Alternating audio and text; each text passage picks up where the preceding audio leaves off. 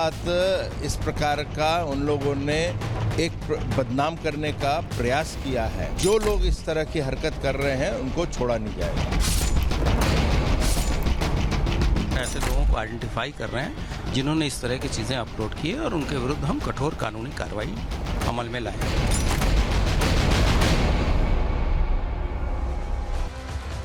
महाकुंभ का आयोजन सनातनियों के लिए किया गया। महाकुंभ में लोग महास्नान कर पाए इसके लिए किया, लेकिन साइबर अपराधी, साइबर क्रिमिनल्स की नजर अब महाकुंभ पर भी दिखाई दे रही है और खास तौर से जो स्नान ध्यान करने महिलाएं पहुंच रही हैं उन पर इनकी नजर है। पुख्ता सिक्योरिटी होने के बावजूद हिडन कैमरे के जरिए इन्होंने तमाम वीडियोज रिकॉर्ड कर ली, फोटोज रिकॉर्ड कर ली और फिर चलने लगा वो गंदा काला कारोबार जहां चंद पैसों और चंद व्यूज के लिए इन वीडियोज और फोटोज को ट्रेड किया जाने लगा। और ये सारा खेल खेला गया डार्क वेब के जरिए, डार्क नेट और इंस्टाग्राम जो सोशल मीडिया के पूरे हैंडल्स हैं उसके जरिए ये पूरा खेल खेला गया है। लेकिन अब खुलासा होने के बाद तुरंत एक्शन लिया जा रहा है, कार्रवाई की जा रही है। खबर पूरी क्या है आपको बताने जा रहे हैं, खुलासा बड़ा करने जा रहे हैं, क्योंकि ये जो जानकारी हैरान करने वाली है। लोग महाकुंभ में पाप धुलने आते हैं, पुण्य कमाने आते हैं, लेकिन ये पापी वहां और पाप करने गए थे। ये तस्वीर देखिए, लोग आस्था की डुबकी लगा रहे हैं, लेकिन जो पापी हैं, जो क्रिमिनल्स हैं, उनकी नजर दूसरी तरह से इन तस्वीरों को लेकर थी।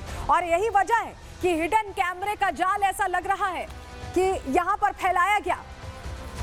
और बड़ी बात यह है कि अब ऐसा लग रहा था कि ये जो घटना सामने आई, जो तस्वीरें सामने आई हैं, उसमें महिलाएं सुरक्षित नहीं, क्योंकि उन्हीं के वीडियोस, उन्हीं के फोटोज ट्रेड ऑफ किए जा रहे हैं। तस्वीरों को सेल किया जा रहा है ऐसे डार्क वेब पर, डार्क नेट पर, और इनसे पैसे बनाए जा रहे हैं चंद व्यूज के लिए। हो क्या रहा है, खबर क्या है, बताने जा रहे हैं आपको। महाकुंभ में महिलाओं की प्राइवेसी में एक तरह से खलल डाली गई है, उसके साथ कॉम्प्रोमाइज किया गया। महिलाओं पर खुफिया कैमरे की नजर है, क्योंकि ऐसी तस्वीरें सामने आई हैं। महिलाओं के अश्लील फोटोज और वीडियोस बनाई जा रही हैं। अश्लील तस्वीरें डार्क नेट तक पहुंच चुकी हैं। आप समझ रहे हैं, अश्लील तस्वीरों की सौदेबाजी हो रही है, पैसों के लिए ट्रेड ऑफ हो रहा है। डार्क वेब से तस्वीरें सोशल मीडिया पर भी अब पहुंच चुकी हैं और ये तस्वीरें वायरल हो रही हैं। ये जो खबर सामने आई है ये हैरान करती है, कैसे डार्क नेट और सोशल मीडिया का इस्तेमाल करके ये गंदा खेल खेला जा रहा है। ये अब आपको बताने जा रहे हैं, क्योंकि ये आपको सावधान करने वाली खबर। चलिए जानकारी आपके सामने रख रहे हैं। दरअसल यहाँ पर जो खेल हो रहा है वो टेलीग्राम ग्रुप के जरिए हो रहा है, उसके जरिए खुलासा हुआ है। डार्क नेट और टेलीग्राम पर जो सोशल मीडिया ऐप है, व्हाट्सएप जैसी, इस पर तस्वीरें बिक रही हैं, सेल हो रही हैं। दाम 500 से 4000 रुपए तक लगाए जा रहे हैं, बोली लग रही है इसके लिए। टेलीग्राम के ग्रुप में ये तस्वीरें बेची जा रही हैं और कुंभ स्नान की वीडियोस बेची जा रही हैं।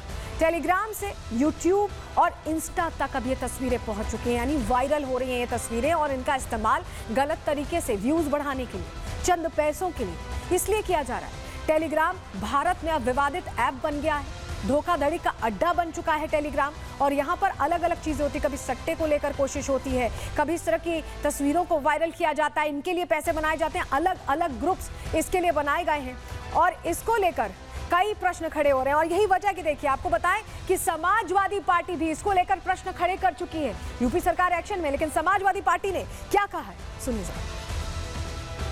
महाकुंभ में स्नान करने आई हमारी पूज्य माताओं, बहनों और बच्चियों की तस्वीरों को जिस तरह से सोशल साइट्स पर अपराधियों के द्वारा बेचा गया है, यह भारतीय जनमानस के लिए काफी अपमानजनक है। सरकार का कोई नियंत्रण नहीं है, सरकार की कोई व्यवस्था नहीं है, उनकी सुरक्षा के साथ खिलवाड़ हुआ है। क्या इसकी जवाबदेही नहीं तय होनी चाहिए? योगी आदित्यनाथ की सरकार को बताना पड़ेगा कि जिन सोशल साइट्स की कंपनियों से जीएसटी लिया जाता है, भारत की सरकार अपना तिजोरी भरने का काम करती है, उन सोशल साइट्स के जो मालिकान हैं उनकी हिम्मत कैसे हुई हमारी माताओं और बहनों की आबरू के साथ खिलवाड़ करने का।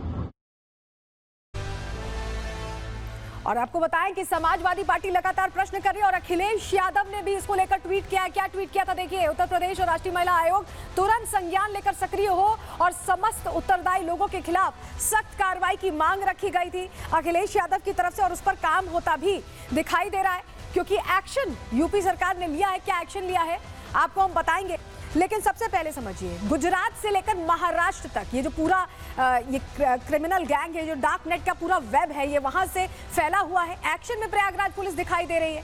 कैसे एक्शन हो रहा है समझिए। डार्क वेब और सोशल मीडिया पर तेजी से एक्शन लिया जा रहा है। पुलिस ने अब तक इस मामले में 13 FIR दर्ज किए। देखिए, गुजरात में भी FIR दर्ज हुए, महाराष्ट्र में भी हुए, उत्तर प्रदेश में भी हुए।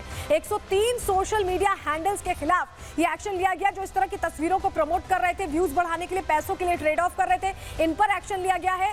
सोशल मीडिया से अब तस्वीरें भी हटाई जा रही हैं क्योंकि एक तरह से महिलाओं की प्राइवेसी से ये बहुत बड़ी छेड़छाड़ है। यूपी का साइबर सेल भी अब एक्टिव हो रहा है और हर उस हैंडल को खंगाल रहा है जिसने इस तरह की तस्वीरों को प्रमोट किया है। तस्वीर अपलोड करने वालों की तलाश तेज कर दी गई है। इन सोशल मीडिया प्लेटफॉर्म्स पर फोटो बेचने वालों का लिंक भी खंगाला जा रहा है। जो पैसों के लिए फोटोज और वीडियोस ट्रेड कर रहे हैं उनका भी लिंक खंगाला जा रहा है, उनकी तक भी पहुंचने की कोशिश यहां की जा रही है। और आपको बताएं कि इस पूरे मामले में एक्शन लेने के लिए FIR भी दर्ज कर दी गई है और FIR दर्ज करने के साथ ही धरपकड़ शुरू हो गई उन साइबर क्रिमिनल्स की। FIR की कॉपी आपको यहां पर दिखा रहे हैं। यूपी पुलिस एक्शन में दिखाई दे रही है। FIR दर्ज करने के बाद अश्लीलता पर जिस तरह से अश्लीलता फैलाई गई, जिस तरह से इसे पॉर्न हैंडल्स को भेजा गया है, उसको लेकर अब यहाँ एक्शन होता दिखाई दे रहा है।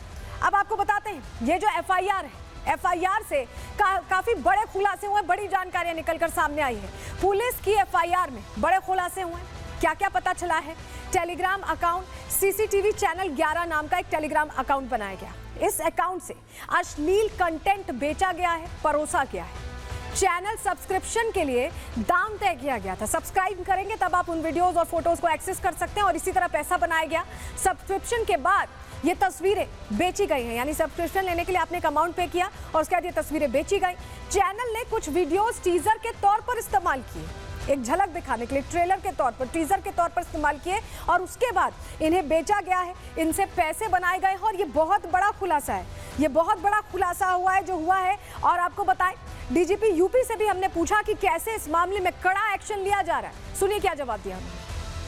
हम लोगों ने इस चीज़ का संज्ञान लेके 3 अपराध पंजीकृत किए हैं और इसमें हम लोग जितने भी हमारे हैंडल्स हैं उसको पहले तो हम लोग ब्लॉक करवा रहे हैं और ऐसे लोगों को आइडेंटिफाई कर रहे हैं जिन्होंने इस तरह की चीज़ें अपलोड की है और उनके विरुद्ध हम कठोर कानूनी कार्रवाई अमल में लाएंगे। तो पैसे और व्यूज के लिए सारा खेल खेला जा रहा है और ये जो खुलासा हुआ है ये हैरान भी करता है, चौंकाता भी और सन्न कर देने वाला खुलासा है कि लोग आस्था के लिए डुबकी लगाने जा रहे हैं। वहां भी ये गंदी नजर वाले कैसे पहुंच गए, ये पापी कैसे पहुंच गए। जानकारी आपके सामने रख रहे हैं। पुलिस ने जानकारी दी है, यूपी पुलिस ने बड़ा खुलासा कर दिया है। बताया है कि कैसे सिर्फ तस्वीर अपलोड करना ही इनका मकसद नहीं था, तस्वीरों के जरिए ये व्यूज बढ़ाने की कोशिश कर रहे हैं। यानी जितने स्वाइप्स होंगे, जितनी बार देखा जाएगा, उतना नंबर बढ़ेगा अकाउंट पे, लोगों के फॉलोवर्स बढ़ेंगे और इन्हीं सब चीजों पर इनका फोकस है। फॉलोवर्स बढ़ाने के लिए इस हद तक गिर जा रहे हैं कि अधर्मी बन गए हैं। तस्वीरों के जरिए व्यूज बढ़ाने की इनकी कोशिश है। तस्वीर बेचकर यहाँ पैसा भी बनाया जा रहा है। 500 से लेकर 4000, 5000, 15000 इतने तक में डील की जा रही है तस्वीरों की। जांच शुरू होने पर टेलीग्राम चैनल को डिलीट कर दिया गया और तह तक पहुंचने की कोशिश क्योंकि पुलिस कर रही है, ऐसे में बचने की इनकी तरफ से कोशिश की जा रही है। वहीं